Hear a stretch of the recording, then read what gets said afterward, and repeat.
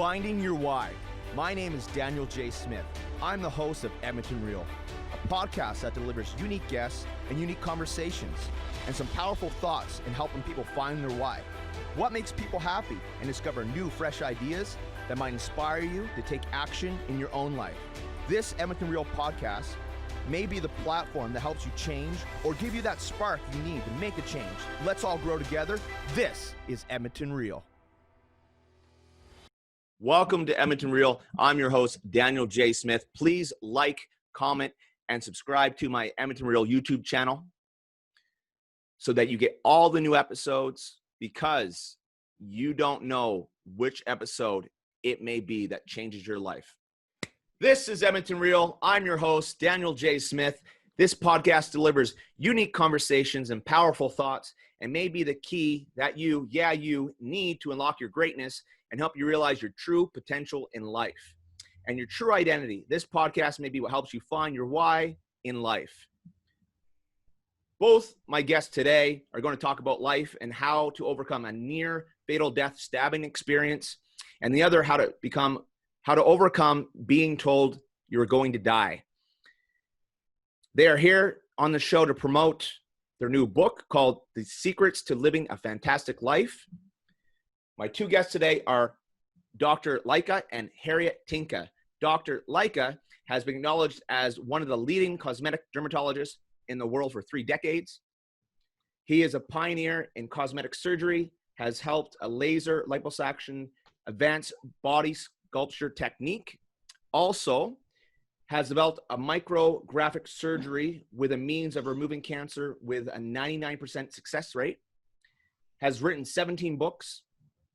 Has hosted the #1 internet show in the world when it comes to cosmetic surgery, founder of the Canadian Skin Cancer Association, has won the prestigious Consumer Choice Award for cosmetic surgery for 16 consecutive years, has co-authored a book with Jack Canfield called The Pillars of Success.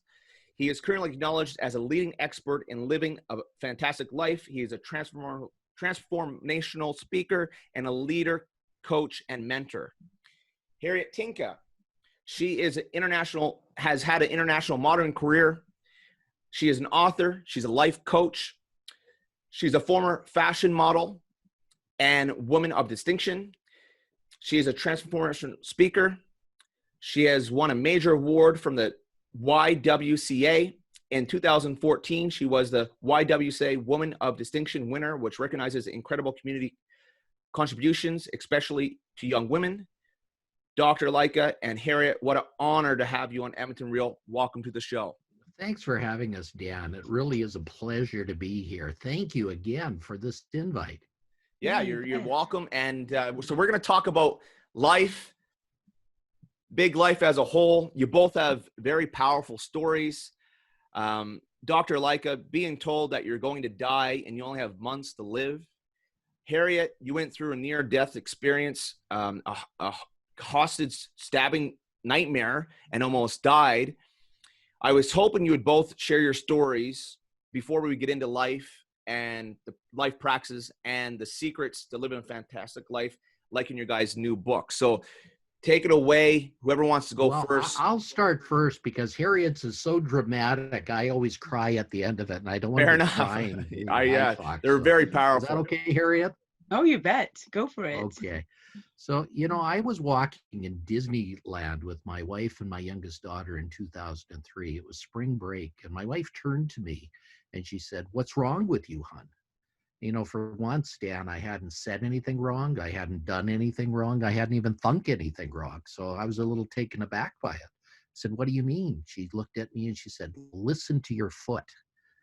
Again, I looked at her like she was from Mars. She was saying a language I wasn't understanding. But my right foot had suddenly developed a foot drop. With every step I was taking, it was slapping on the pavement. Just like your brain is programmed to lift your foot, and my foot wasn't doing like it was programmed.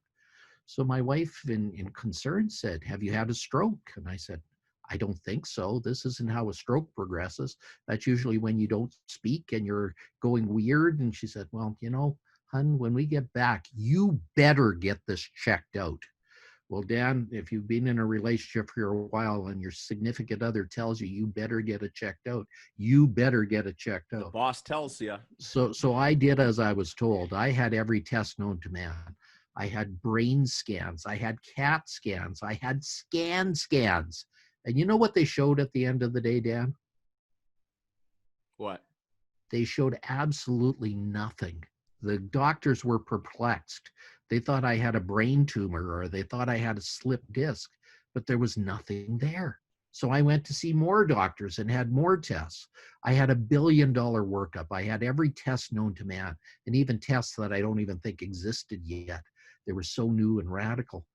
But you know, at the end of all this, after seeing all these doctors, I ended on the doorstep of a world-renowned neurologist. A neurologist is a guy that's supposed to have all the answers to these perplexing problems. And I walked in and he said, "Hi." I said, "Hi." He said, "You better be sitting down when I'm telling you this." I said, "What?" He said, "You know, Dr. Lycka, you have ALS, Lou Gehrig's disease, and you're going to be dead in 6 months. You better Wow. get your affairs in order." Now, I was shocked. I was dismayed. I shot back, "Is there a way to prove this?" He said, "Of course, on autopsy." So I shot back again. "I'm not going to die to prove you wrong," I said. So that was it. I went through a bunch of phases at that time. I went through anger. I was very angry at this. I went through bargaining. "Oh God, help me. I'll do anything if this isn't the case." I went through depression. And all these phases are covered in a book by Elizabeth Kubler-Ross on grieving. When you go through a significant loss, you go through these phases. You know, and at the end of it, I asked my wife, "What do I have?" She says, "I have no idea, but you don't have ALS," she said. "You figure it out. You're smart. You're probably smarter than they are." So, you know, Dan, back then they invented something new. It was called the internet. You might have heard about it. It was brand new in 2003. It was so new that you had to dial up on a phone to get attached to it. You know, you also had to use a language to get on it called DOS, because there wasn't that much memory in computers. So you had to get into there and check things out by this primitive way. And you know, I had friends that were nerds and they helped me with this. They helped me look around. And I looked for every disease that looked like ALS but was not ALS. And I found a doctor in Colorado Springs, Colorado by the name of David Martz. David had a story very similar to mine, but you know, he got worse much more rapidly. And he was on his deathbed when doctors from around the world were coming to say goodbye to David. And a doctor came up from Texas and looked at David and said, "You know, David, I think there's something wrong with this picture. I don't think you have ALS." He said, "Well, what do I have?" He could barely whisper at that time. The doctor said, "I think you have something called chronic Lyme's disease. I think you were bitten by a tick, and that tick caused a chronic neurological illness that mimics ALS." Well, David said, "What do I do?" And he said, "Well, you don't have to do anything," the doctor said. He said, "Just take my medications, and if I'm right, you'll get rapidly better." And you know, David, just like Lazarus, arose from the dead. He was walking, he was talking, he was doing everything. Within a week, he was back to normal. So I knew I had to get in touch with this doctor. So I phoned every hospital in Colorado Springs and I met up with him at the Methodist Hospital. You know, a doctor can get in touch with any other doctor if he tries. All he has to do is phone and he usually gets an answer. So I got in touch with him and we talked for hours. And finally, at that end of the conversation, he said, "Can you come down?" I said, "When?" He said, "Right now." I said, "I can't. It's Thanksgiving weekend. My wife has 50 people coming over. She'll kill me." And David said, "Well, aren't there any planes in Canada?" So I knew I had to go down. So I explained the situation to my wife, and she was very understanding. She said, "You know, 50 people, I'll handle it. But, you know, you must go. You must figure out what's wrong." So I flew down to Denver first. It was a great flight to Denver, about 2.5 hours from Edmonton. Then I got on this little puddle jumper that went from Denver to Colorado Springs. And boy, that was a terrible flight. You know, the air comes off the desert at the end of the days and it causes eddies. And that plane dropped like the drop of doom over and over and over again. That 15-minute flight was a flight from hell. So at the end of the flight, I crawled off the plane. I was green. I was just sick as a dog. And, you know, there was David on the tarmac to meet me. This was 2003. That was allowed back then. He was a well-known doctor in the little town. He drove his car right up on the runway and he Oh, said, wow. "Hi, Dr. Lycka, come on in, let's go talk." And we talked. And he said the magic words at the end of it. He said, I think history has repeated itself. I think I can start you on treatment to make you better. And he had over 2,000 people he was treating with this disease at that time. So I wasn't alone, but he made me better. And I was able to maintain my status as a top cosmetic doctor for over 30 years. I was the top of the pack until I walked away last year in 2019. Now, when you go through something like this, David, you look around, you realize you have a second chance. You realize there's something you can do and really make a difference in other people's lives. And that's where I am now, helping to serve people and help them to find a better path. And what a time to do this in the time of COVID, in a time when everybody's lost their path and lost their way. What a time to bring a book on board where it can make a significant difference in so many people's lives. So yes, I'm a bit crazy to launch a book in a pandemic, but boy, I hope it makes a lot of difference for a lot of people. I love it. And it's such a powerful story. And I got questions, but Harriet, why don't you share yours if you don't mind? Oh, you bet. I'm happy to share my story. So for me, even today, it's still surreal for me to believe that I'm a domestic violence survivor. Here I was, an international model, full of confidence, walking the runway, yet I was a victim of a stalker. Now, my story begins when I just retired from the modeling industry. I decided to start focusing on my formal education. So it was at the university that I befriended a fellow student, having no idea that his attraction to me was like a psychological trap, which would end up being deadly. And I was your typical victim for domestic violence. I was young, I was naive, and I didn't even know the signs for an abusive relationship. Right. But yet I was vulnerable enough to trust him. Now, as the relationship kept going, he would be very abusive. He would yell and scream. Sometimes he would even slap me. But then he would apologize later on. And I thought, oh, everything is good. So I was confusing an abusive relationship for love. And this kept going on, and he started to stalk me. So I had advice from the police, and they told me to get a restraining order against him. So I did that, and I thought, well, life is good. So I carried on with my life. And then one evening, I was walking home. I was walking from the university to go home. It was late at night, probably around 11 or so. And I got into the elevator, and I was looking inside my handbag, just focusing on getting my keys to open the door of my apartment. And behind me, I felt somebody touch my neck and squish it as hard as he could. And it was him. From the back, he said, he told me, you thought you could get rid of me by putting this restraining order. And he got so angry with me, he pulled me out of the elevator, and I was screaming. So he took off his socks and put it in my mouth to silence me. And he dragged me into his vehicle. So we drove off to a very isolated area. And in this area, we saw a telephone booth. And he looked at the telephone booth and said, you need to get out and call your parents and say goodbye to them, because this will be the last time they'll ever hear from you.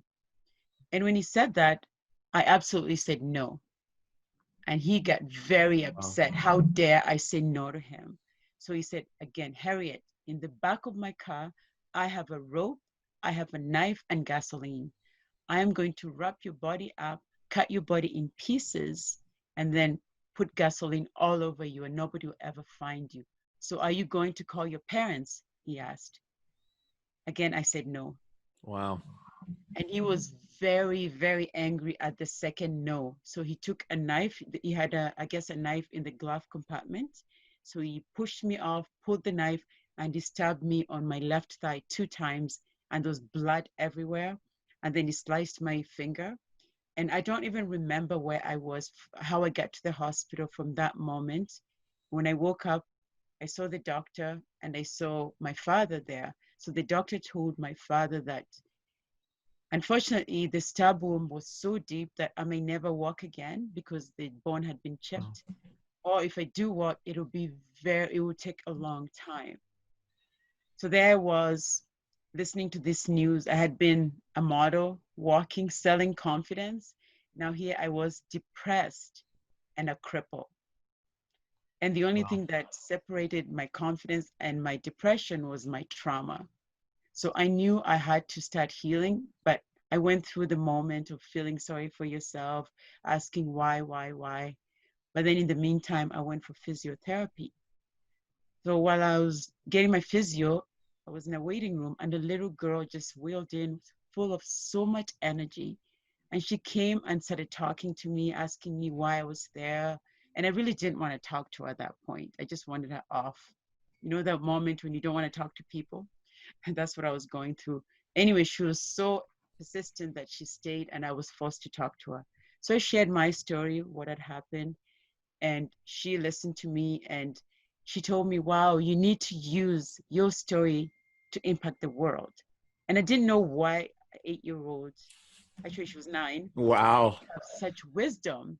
So I started to know, I talked to her to just find out the details. And a lot of the details are in the book. Anyway, at the end of the day, her story was she had been in a car accident. So now she was motherless, fatherless, and homeless. Wow. Yet she had so much positivity. So when I listened to her story, I thought my story was nothing compared to her. But it's not about comparing stories, really. Right. So I thought about what she had said, and life is about connecting the dots. So what she said to me, I just put it off to the side. And later on, it was later on in life that I actually made the connection. And I decided I needed to use my story to impact the world. And really, I could describe my life as coming from tragic to magic because I've now used my story to make a difference. Beautiful. Yeah. And it seems like I can almost feel the energy and how you guys came together, because your energy and your stories, you both have different paths, but almost the same kind of experience in a Well, let me roundabout way. start the story, and Harriet will finish it off like she usually does for me. She knows my mind just. She's the well. closer. Harriet's the So, closer. yeah, she gets to be the closer. She usually gets the last word in. So with Harriet, it was like this. When I decided to give back, I sponsored an award for the YWCA in Edmonton called the Women of Distinction. And there was a category for that called Turning Points that Harriet had applied to. And guess what? She won the award. But then Harriet did something there. Go ahead, Harriet. I invited Dr. Lycka for lunch because I wanted to really know what made him tick. Anyway, I have to always remind him that I bought him lunch at this meeting. Always watch when a pretty lady buys you lunch. Usually She'll keep that on you for years, huh? Not to forget. Yes. So we met and he shared his story and I shared mine, and we had a conversation, and we said perhaps one day we should write a book about our lives. And that was about 4 years ago.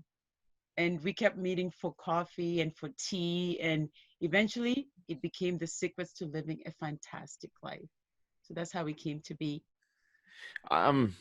Yeah, I've got a question for you guys, and I've never been put in this situation, but like I said, you guys both have been told in a roundabout way that you're going to die, both different scenarios. But when those words, like Dr. Lycka, when the doctor came in and said those words to you, or Harriet, when your ex said those words to you, what's the first thoughts that go through your mind? Is it too crazy, you can't gather your thoughts? Is it so much fear you don't do with this? Like, I mean, Harriet, you were strong. You said no. Like, I don't even know how you got the courage and power to say no to that. Like, so when those words actually are said to you, for people that maybe have never experienced that type, what does your mind, body, and soul kind of do at that moment?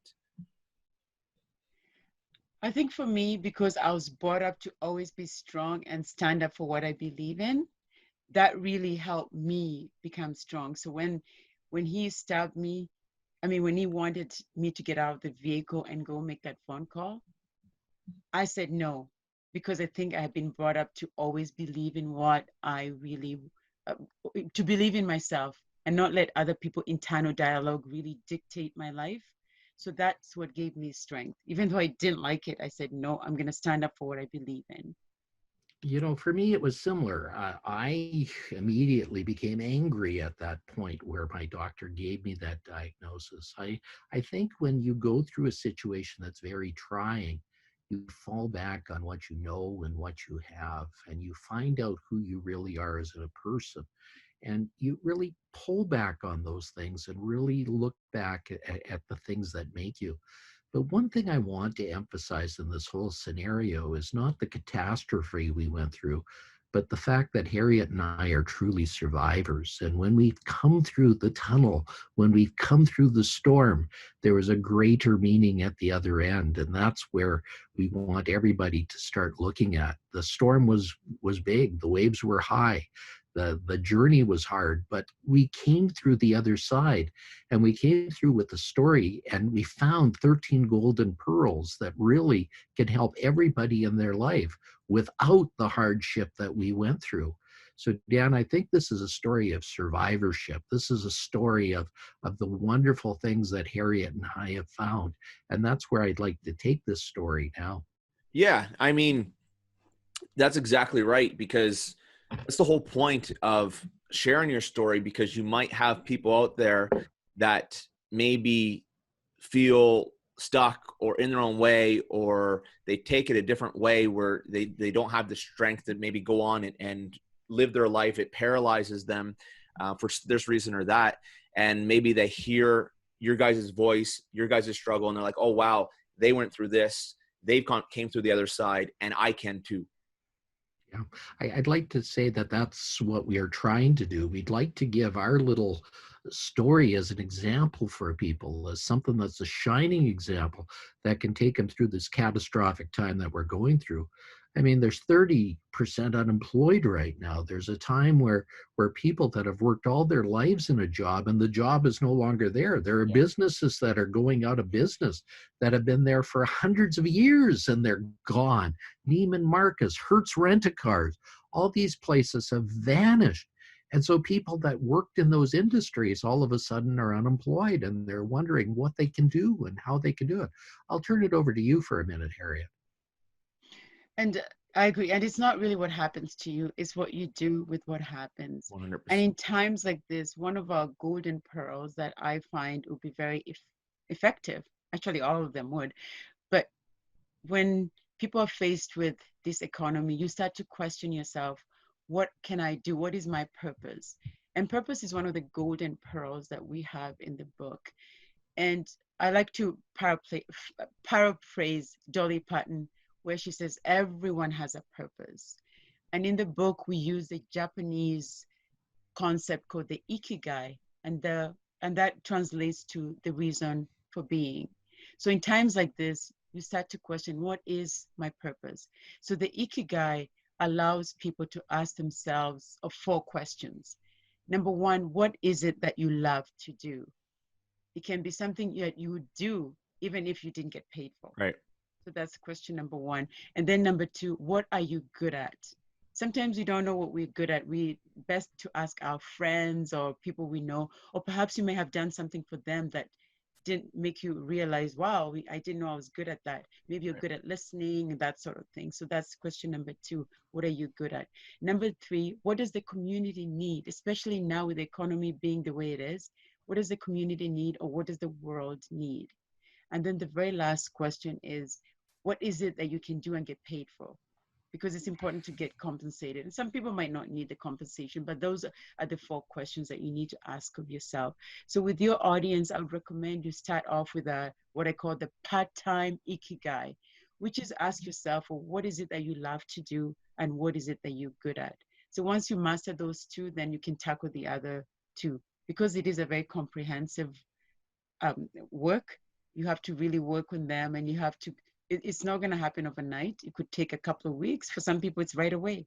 Everybody's different. No, and that's, what they say. If you do what you love, It's never, it doesn't feel like work. You never work a day in your life. And I think it's so true. I mean, for myself, the energy that I get after doing a podcast is unparalleled to anything else I do in the businesses that I do. So I totally agree. And I think it's very powerful to have those inner questions with oneself to really find out what we want to do and our passions in life. One question I got for you guys, though, is for the viewers out there, you guys keep mentioning the term golden pearls. So I was wondering if you guys could go a little bit deeper with the golden pearls and what the term symbolizes. Sure, let me go through that. When we were thinking of something that would be a metaphor for what we were doing, we looked around, we looked at a lot of different things, and we stumbled across the pearls. And pearls, golden pearls actually exist in nature. They exist in Indonesia and the Philippines, and they're very rare. But what causes a pearl is very interesting. See, an oyster gets a little grain of sand inside of its shell, and it's an irritant. It's a tremendous irritant. The oyster tries to wall it off, and it puts this material called luster on it. And it makes this pearl because of the irritation that's going on. Because of that hardship it's going through, it makes this beautiful, beautiful thing. Now, these pearls are very rare. A single pearl can cost upwards of $10,000. So they're just a wonderful thing. But we ourselves, because of our lives, have formed golden pearls and found them. Now, these are pearls that are inside of every one of us. They're things that people have that they can really draw on and really make the world a better place. And so these golden pearls are wonderful little things, little parts of yourself that you can find and discover. And each one of our chapters in this book is based on a story. We have a profound story that helps to carry you into it. And then from those stories comes a beautiful conversation between Harriet and I, because the conversation that you're having here today is what Harriet and I had over and over and over again over coffee as we were writing this book. And we've captured that. And in addition, there's over 140 quotes from celebrities that help to carry the meaning of the story even better, like that quote from Dolly Parton on everybody has a purpose, because everybody does have a purpose and a better meaning. So we can help people in their regular lives through this book and hopefully help them through this very difficult time they're going through. Yeah, that's very deep. It symbolizes, it's very deep. I absolutely love what it symbolizes. Is there a few other key components of the book that you guys would like to discuss that you feel that might have maybe one or two or three really strong bullet points that you guys? Sure, I'm going to start with one, and okay, I'll let Harriet get into another one, then I'll finish off with another one. Sure. I'd like to go into one of our wonderful pearls, and that's laughter. Dan, laughter is one of the things that really is a fundamental thing that really helps us in times of difficulty. And it's often laughing at ourselves that makes the world a better place. I'm great at that. Really pull things together. It brings our mind and body together in such a way that it's unreal. It really brings our spirits together. And even in an employment situation, 91% of bosses surveyed felt a sense of humor was necessary to be advanced in an occupation. So laughter is one of those fundamental things. But scientists have really studied laughter, Dan. In fact, there was a scientist by the name of Dr. Wiseman that studied all the jokes in the world.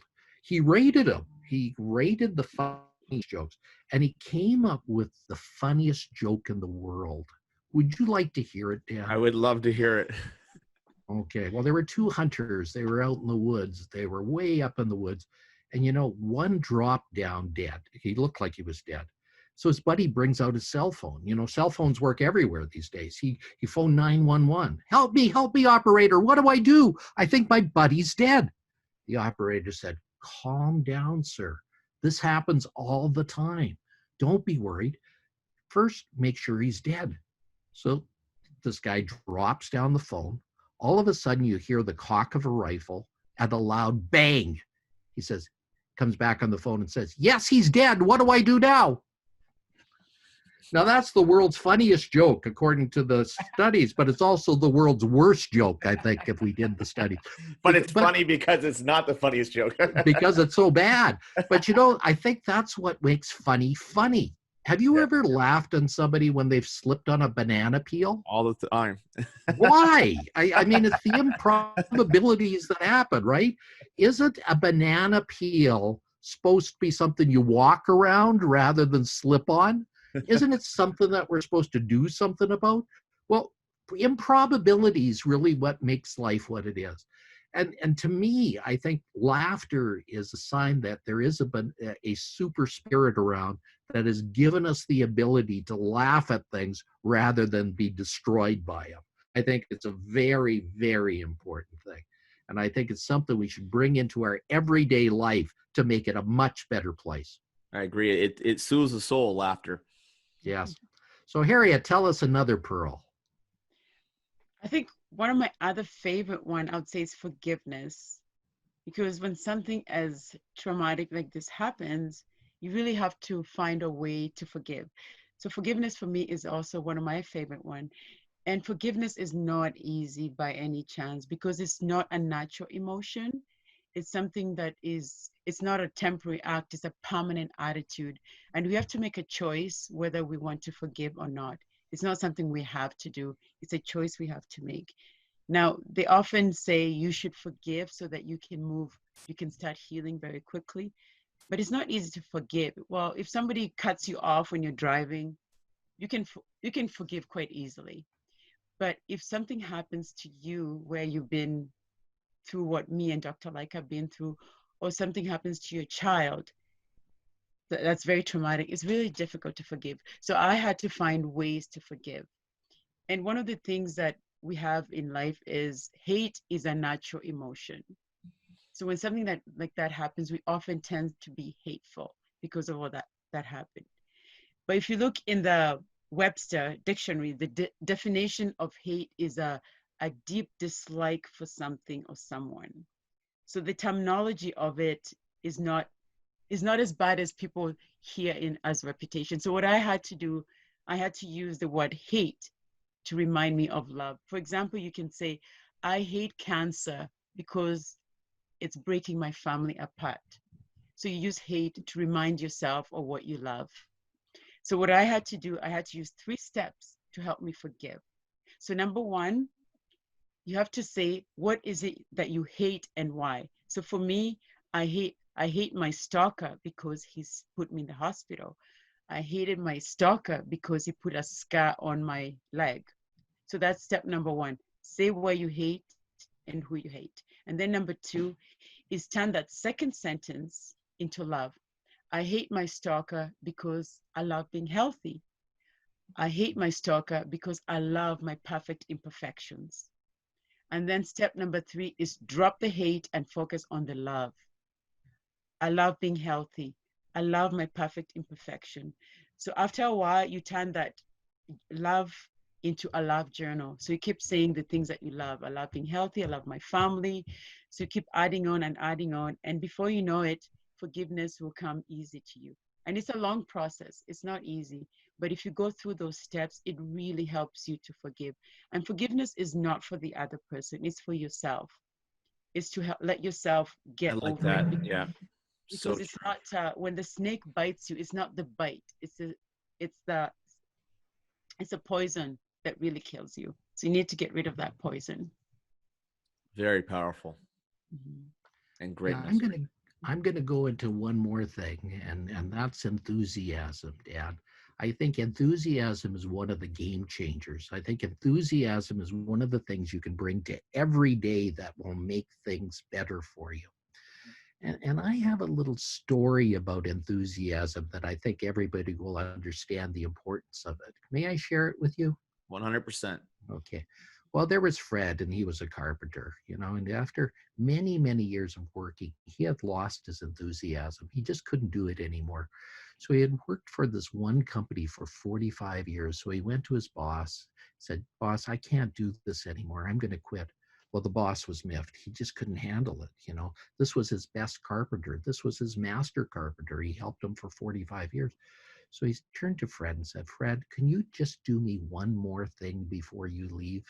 Fred said, of course, boss, I'll do whatever you want. I've enjoyed it here. It's just that I just can't do this much longer. Well, the boss said to Fred, Fred, could you just build me one more house? You're the only person that can do this. You're my master carpenter. I need your skills. Well, Fred said begrudgingly, yes, I'll do that. But you know, his heart wasn't in it. He dragged his butt to work every day. He worked 2 hours, not the regular 12 that he worked. He did shoddy workmanship. And at the end of the day, that house barely passed inspection. But when it did, he went to his boss and he gave the keys to the boss to that house and said, boss, I'm done. Thank you for everything. He said, well, wait, Fred. We're going to have everybody drawn around here. It's your last day. And he said, everybody, this is Fred. This is his last day that is here. He's been my master carpenter for 45 years. I wish everybody could be as good as he is. And you know, I've got a special gift for Fred for all the work he's done for me. Fred, here's the keys to the last house you've ever built. I want you to live in it and with all the enthusiasm you showed me all these years, and I want you to enjoy it. Now, can you picture how that story would have ended differently if he brought the enthusiasm that was there? And Dan, every day is a day you have to show enthusiasm. It doesn't work if you just do it on Mondays or Fridays. It doesn't work if you just do it on Wednesdays. You never know when that enthusiasm is going to be the game changer for you. So I'd like to share that with everybody, that enthusiasm is something everybody has to keep in their saddlebag to bring out and use every day in order to make that game better for them. Absolutely. And it's just that energy, and it just helps all aspects of life when you have that little extra oomph and you're excited and what have you.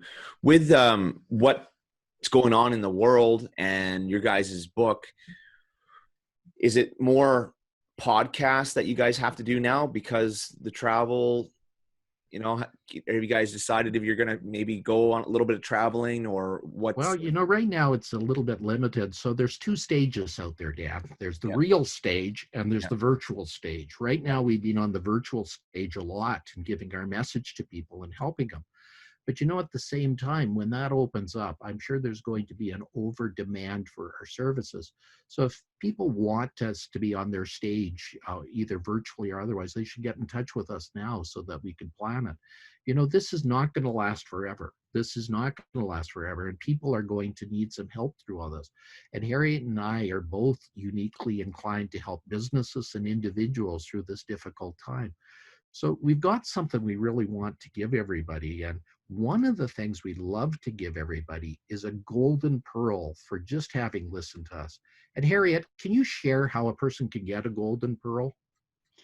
Well, the golden pearl, they have to text the number.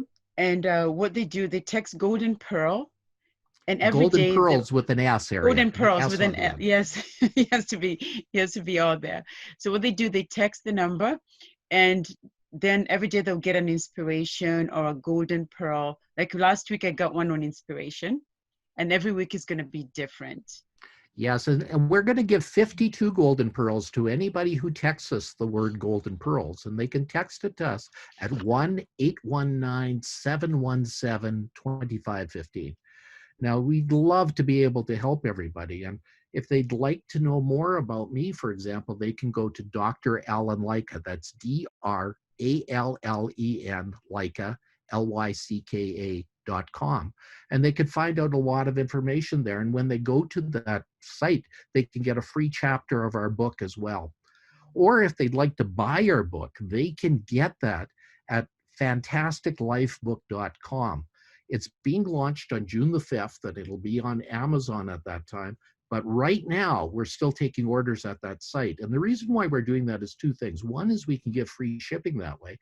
And secondly, we're going to give 20% to the women's shelters of Alberta as profits from this book to the Alberta Council of Women's Shelters to help people that are going through domestic violence. So we could hopefully end that in this world as well.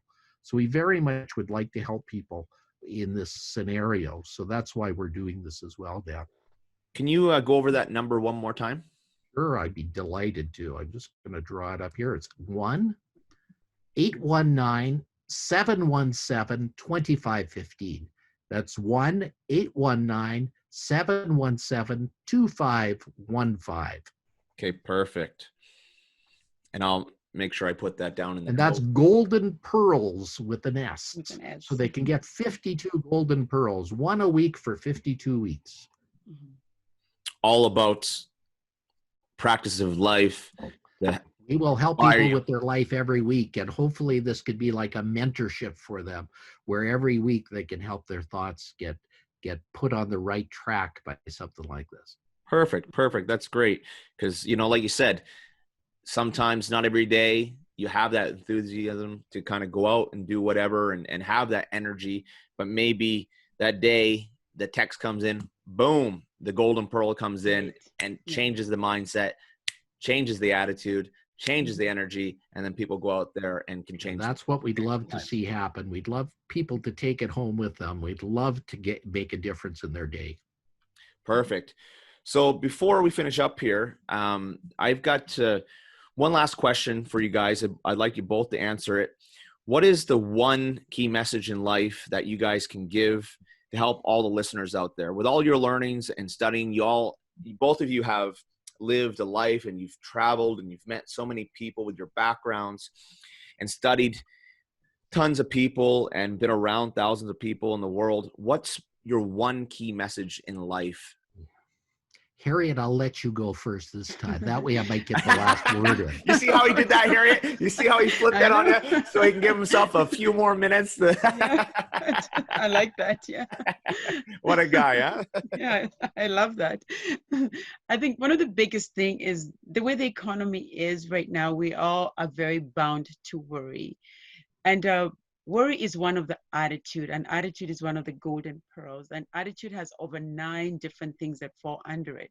But out of the 9, I would choose stop worrying. The reason being, a study was done on how often we worry.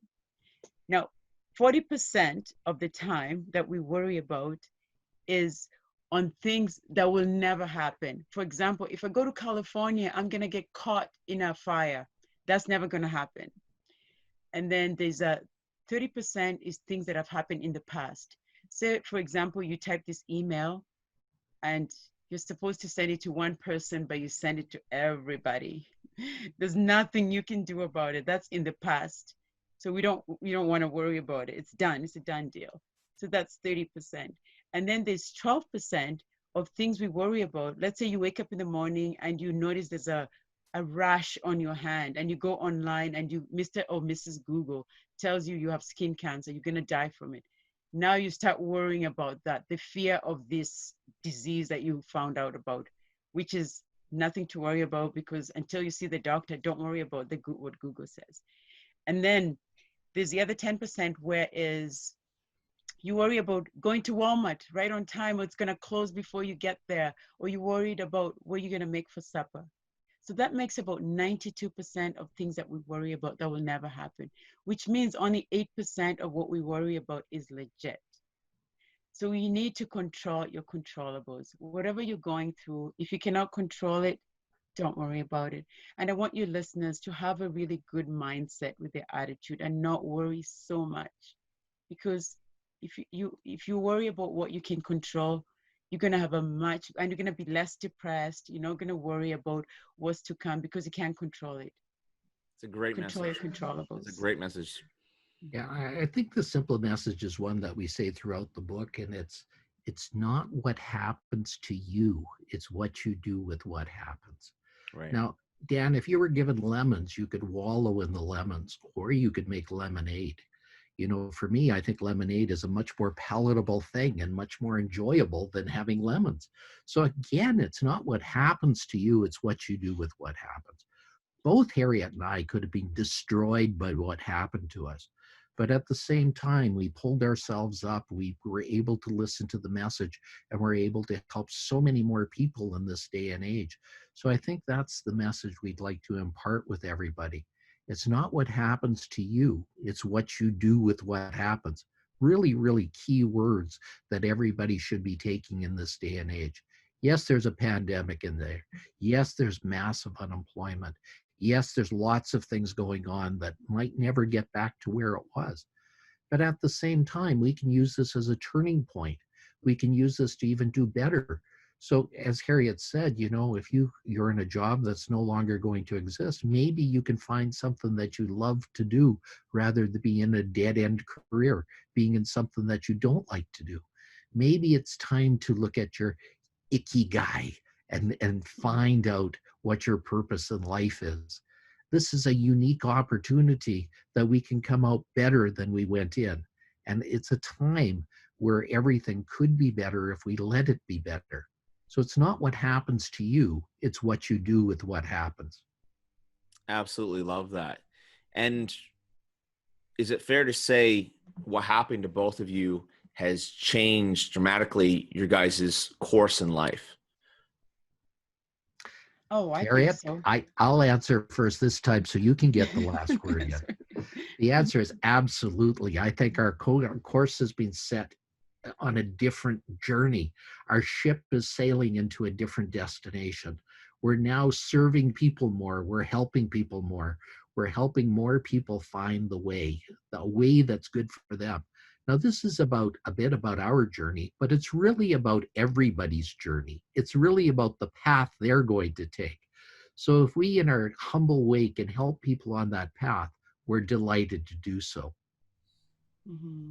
I agree. I agree with what Dr. Lycka said. And to add to that, I would say a lot of the things that we have in the book are things that people will look at the book and realize they're not alone. Like I've been through depression. I've been through any sorts of things that some people might be going through, and they might think they're all alone. So when you read the book, you realize you're not alone. Other people have experienced the same thing that you have. So the idea with the book is for us to meet people where they are and start taking small steps. The book starts out with love. So we want people to start off with self-love. And then after you finish the book, you're going to feel empowered. So there's some logic to our madness. You start off with love, and when you're done the book, you're going to feel absolutely empowered. And then you can also, so our goal really, my ikigai is to wake up every fulfilled so that I can help other people live their own fantastic life. Very powerful, very powerful. Well, I just like to thank you guys both for coming on. So Dr. Lycka and Harriet, thank you for coming on Edmonton Real today. This was Edmonton Real. I'm Daniel J. Smith. Thanks for watching. And remember, we all have a limited time on this earth, so go do what you really want to do in life.